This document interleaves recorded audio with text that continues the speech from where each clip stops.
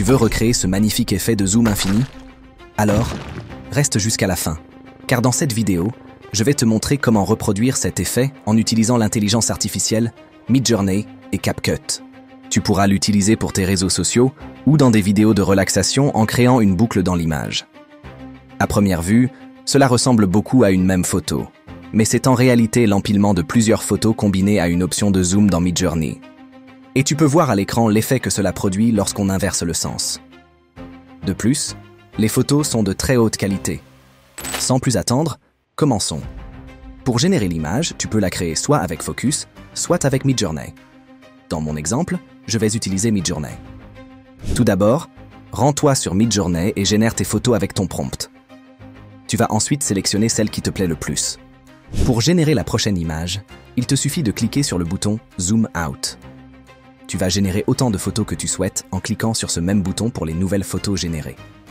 Si tu veux ajouter de nouveaux détails à ta photo, tu peux cliquer sur le bouton Custom Zoom, puis ajouter les détails que tu veux voir apparaître dans la photo. Il ne te reste plus qu'à effacer l'ancien prompt, puis à ajouter les nouveaux détails que tu souhaites voir apparaître dans l'image. Maintenant, nous allons augmenter la résolution de notre photo pour obtenir plus de détails sur chacune d'elles.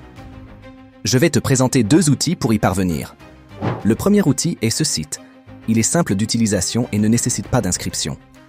Pour améliorer ton image, il te suffit de cliquer sur le bouton Améliorer image. Il ne te reste plus qu'à sélectionner l'image dont tu souhaites augmenter la résolution, puis à choisir de doubler ou quadrupler sa résolution. Tu peux choisir dans le menu de droite la taille de résolution qu'il te faut pour ton image. Il ne te reste plus qu'à appuyer sur le bouton Amélioration en bas à droite, puis de télécharger l'image améliorée. Le deuxième outil est tout simplement CapCut. Il te suffit de télécharger ton image, puis de sélectionner la résolution souhaitée. Tu peux augmenter la résolution de ta photo en 4K. Une fois que tu as choisi la résolution qu'il te faut, il ne te reste plus qu'à cliquer sur Améliorer. CapCut va faire le traitement de ta photo. Et une fois terminée, elle se téléchargera automatiquement. La dernière étape consiste à faire le montage. Mais avant, clique sur le bouton S'abonner et active la cloche pour ne rien rater. Rends-toi sur CapCut, puis clique sur le bouton Importer pour télécharger toutes tes photos. Ensuite, sélectionne toutes les photos en une seule fois et place-les sur la timeline. Tu vas maintenant placer chaque photo sur une piste différente, comme je le montre dans la vidéo. Cela permettra de superposer les photos, de sorte que chaque photo suivante serve d'arrière-plan à la précédente.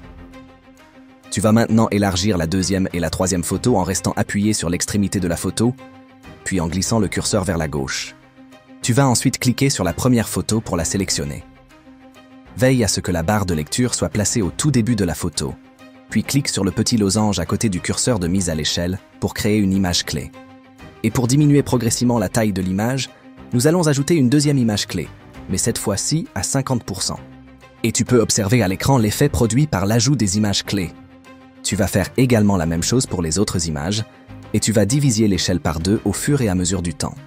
Par exemple, pour la deuxième image, tu vas mettre du 100% au milieu où se termine la première image, ensuite tu vas mettre 50% à la fin du deuxième image. Et pour le début, tu vas mettre 200% pour obtenir un effet de zoom.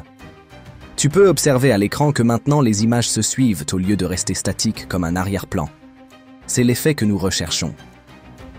Pour la troisième image, l'image clé commence par 400% puis 200% jusqu'à l'extrémité qui est de 50%.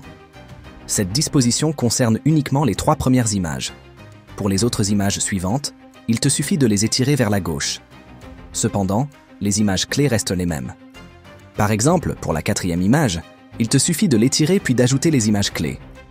Répète cette opération pour toutes tes images. Une fois terminé, ton effet de zoom sera prêt.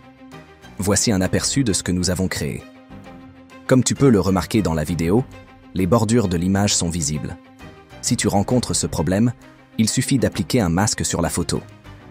Le masque doit être légèrement inférieur à la résolution de la photo ou correspondre à la taille de l'image. Pour ce faire, clique sur Masque puis sélectionne le masque rectangle. Ensuite, agrandis-le manuellement de sorte à être légèrement inférieur à la taille de l'image. Tu peux agrandir et faire une lecture de la vidéo pour voir si tout est OK.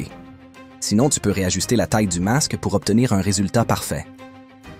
Une fois que tu es satisfait du résultat, il ne te reste plus qu'à copier les valeurs du masque, puis les recopier sur toutes les images suivantes. Le plus dur est fait, et il ne te reste plus qu'à faire un copier-coller.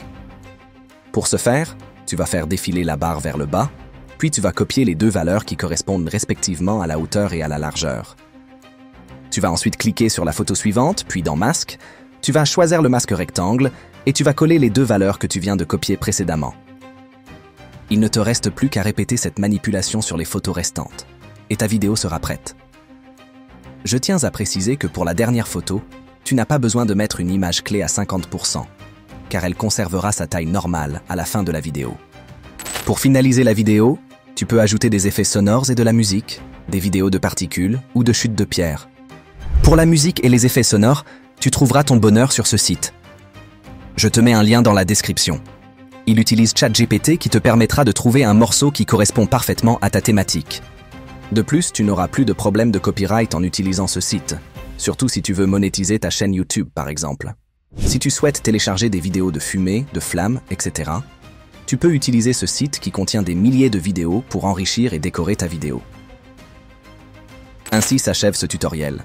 Si tu as aimé, lâche un like et clique sur le bouton s'abonner. Je te mettrai la vidéo complète après. On se retrouve très prochainement pour une nouvelle vidéo.